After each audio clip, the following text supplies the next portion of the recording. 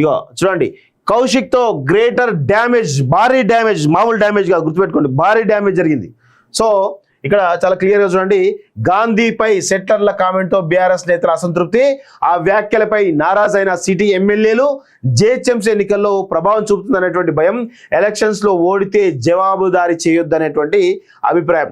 MLA Kaushik Reddy చేసిన settler వ్యాఖ్యలు గ్రేటర్లో గులాబీ పార్టీ డ్యామేజ్ చేశాయని ఆ పార్టీ నేతలు చెబుతున్నారు. ఈ కామెంట్స్ వల్ల సిటీకి చెందినటువంటి పార్టీ ఎమ్మెల్యే అంతా ఇప్పటికే నారాజుగా ఉన్నారు. ఈ ఎఫెక్ట్ గ్రేటర్ ఎన్నికల్లో పడుతుందని వారిలో ఆందోళన మొదలైంది. రాబోయే ఎన్నికల్లో డివిజన్లో పార్టీ ఓడితే తమను జవాబుదారీ చేయొద్దని కొంతమంది నేతలు అభిప్రాయం వ్యక్తం చేస్తున్నారు. బీఆర్ఎస్ పార్టీకి సంబంధించినటువంటి ఎమ్మెల్యే పాడి కౌశిక్ రెడ్డి, ఆంధ్ర వాళ్ళు దాడి చేస్తే ఊరుకుంటామా, తెలంగాణ పవర్ చూపిస్తాం, అంతకు మించి అన్నాడు. మీరు చాలా తక్కువ రాశారు.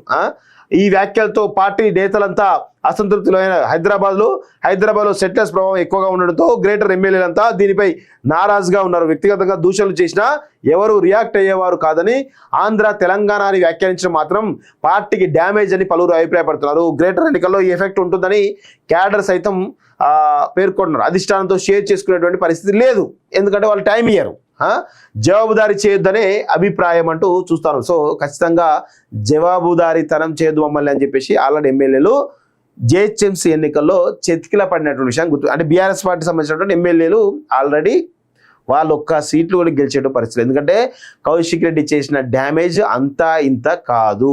ఆయన చేసిన డ్యామేజ్ వల్ల చాలా పెద్ద నష్టం ఆల్రెడీ జరిగిపోయింది.